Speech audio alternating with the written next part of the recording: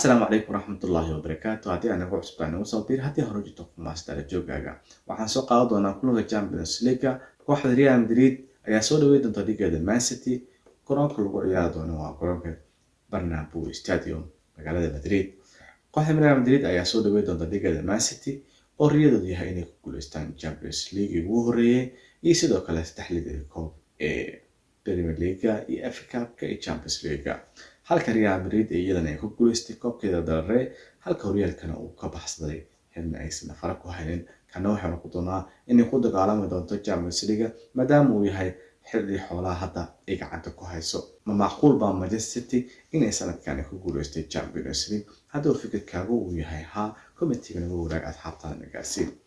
sidoo kale waxaa xamaasadii sii yeeshay horyaalka Premier League qaybaha Champions League lagu soo baxay kooxda Manchester United ayaa xalalta waxay lumisay dhibco muhiim u ah hadii ay badaleed waxay qabanjab ku ahayd kooxda Liverpool oo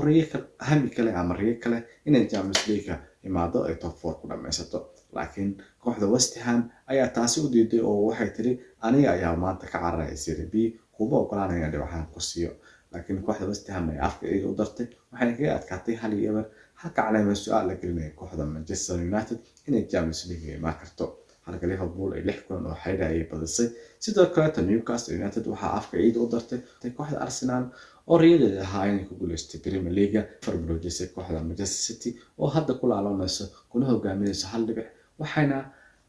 kulan baaqi gacanta ku haysato kooxda Arsenal ayaa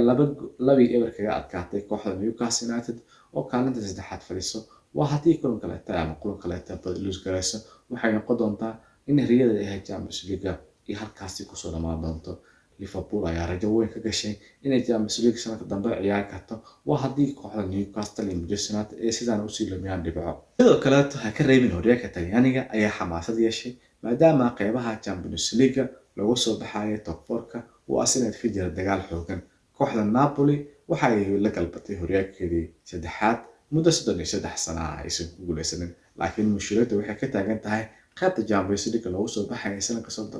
socda 2024 kooxaha Roma, Inter Milan, AC Milan iyo Lazio ayaa ku tartami doono ku dagaalami doono inay midkood Champions League soo aadaan kooxda Lazio ayaa 2-eber waxa kaga adkaatay AC Milan halka Roma iyadana 2-eber kaga adkaatay Inter Milan Juventusna waxay tiri oo hayga reebin oo 2-eber ay kaga adkaatay dhigeeda Atlanta waxayna sidaas kaalinta sida labaad ku fadhiisatay kooxda Juventus halka kaalin saddexaad ay u soo degtay kooxda Lazio halka kaalinta afraad ay ku jirto Inter Milan AC Milan iyo Atlanta waxay jiraan riyadooda ama Roma waxay rajo ka leeyihiin inay sanadka soo socda Champions League ka qayb galaan sidoo kale waxaa la ciyaaray kooxaha soonka hoose ee Premier League kooxda Everton iyo waxay 5-1 kaga adkaatay Brighton halka Leicester City lagu adkaaday 5-3 sidoo kale Southampton waxa lagu leeyahay 3-1 oo Nottingham Forest macquul miyaa in Everton ka badbaado Serie B maadaama ay hadda kor u soo kacday 2 dhibcood maadaama Leicester iyo 2 dhibcood sidoo kale Leicester 3 dhibcood ay leedahay Forest iyo hadda 3-1 maraysa waxay leedahay 3 dhibcood Everton kulankooda ugu soo horeeyay waa Man City Leicester City kulankooda ugu soo horeeyay waa Liverpool waa kulamadaasi go'aami kareeto inay baaqi ku ahaadaan Premier League iyo inaysan baaqi ku ahaadin Serie B iyo kulanta